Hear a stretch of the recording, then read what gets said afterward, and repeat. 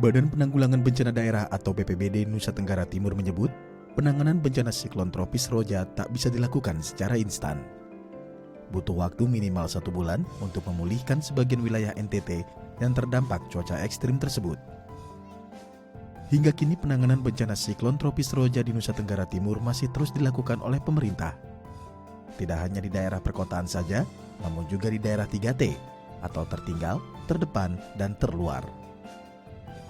Jangkauan wilayah yang luas, akses jalan yang rusak, hingga jaringan telekomunikasi yang belum memadai, membuat penanganan bencana di wilayah 3T tersebut sangat terlambat. Ya, jadi di dataran di Pulau Timor juga memiliki kerusakan atau memiliki dampak dari pasca badai siklon tropis Roja yang cukup parah juga sebenarnya. Namun memang tidak ada korban jiwa, namun di daerah sini kendalanya adalah akses ya Pak ya.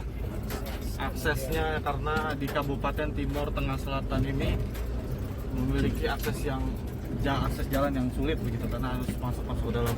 Dan ini ada satu pengungsian di Desa Bena yang juga terkena dampak dari banjir bandang ya Pak ya, akibat luapan sungai, karena Desa Bena ini berada di dekat muara ya Pak ya.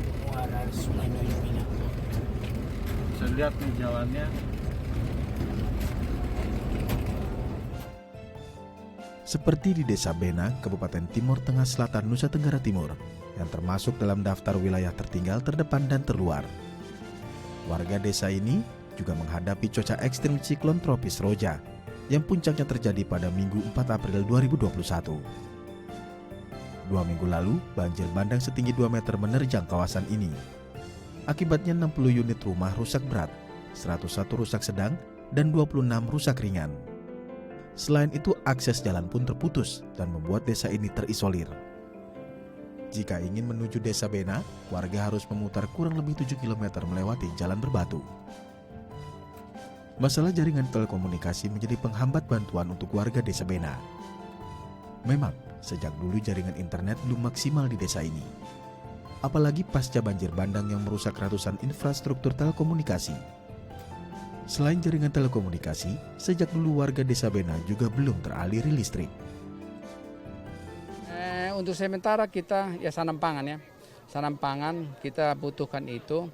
Kami mencoba untuk dari kondisi kami sudah jalan. Dan yang sekarang kami hadapi betul-betul itu pemukiman, rumah-rumah penduduk yang rusak, yang hancur, yang sementara kita benahi. Dan ya saya berterima kasih lah kepada yayasan yang telah membantu kami pemerintah, membantu meringankan beban. Karena memang kondisi ini tidak kita rencanakan dan sudah terjadi ya. Intinya kita terima kasih lah, kita terima kasih. Dan baru pertama kali ketemu ya saya terima kasih. Sebagai Bupati daerah ini saya terima kasih dan saya berharap tidak hanya saat ini, tapi waktu-waktu yang akan datang kita bisa diperhatikan karena memang kami daerah T3 terdepan, terluar, dan kita termiskin ya. Termiskin dan ya mau bilang kami angka stunting tertinggi di Indonesia. Tertinggi di Indonesia, tapi kami berupaya untuk menekan ini angka stunting dan juga angka kemiskinan. Sebagian warga masih mengungsi di halaman gereja karena rumah mereka rusak berat. Kurang lebih 300 jiwa masih tinggal di gereja Bethel Toinunu. Menurut warga, mereka mulai mengalami kelangkaan air bersih, bahan bakar minyak, dan kebutuhan pangan. Lahan pertanian yang mereka andalkan untuk menghidupi keluarga terancam gagal panen akibat endapan lumpur. Selain itu, warga yang terlalu lama tinggal di posko pengungsian pun khawatir adanya penyebaran penyakit. Air bersih kami kurang. Kami di kantor desa air tangki otokas turun. Kami di sini air minum susah. Yang sumur yang bisa untuk minum cuma satu, tapi di SD di atas. Kalau sumur yang dekat sini semua rasa asin, jadi tidak bisa Listrik minum. juga mati total. Listrik di sini belum masuk.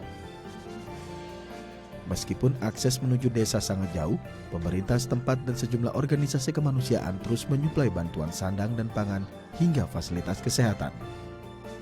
Namun di daerah tertinggal seperti Desa Bena, perhatian terhadap pemulihan traumatik bagi anak-anak masih minim. Sekitar 50 anak dan remaja bermukim sementara di pengungsian ini. Selama di pengungsian pun, mereka tak mendapat hak pendidikan. Saat ini memang warga di pengungsian yang masih bertahan di pengungsian ini membutuhkan sandang, pangan, dan juga yang paling utama adalah listrik. Karena memang saat ini akses telekomunikasi mereka terganggu dan tidak banyak masyarakat yang mengetahui adanya lokasi ini. Dan diharapkan warga bergotong royong untuk membantu mereka untuk bangkit kembali dan bisa kembali ke rumah-rumah mereka, dan rumah mereka pun bisa direlokasi dan direnovasi oleh pemerintah. Dari Timur Tengah Selatan, Fikri Aditama, Serolino Lambada, ITV.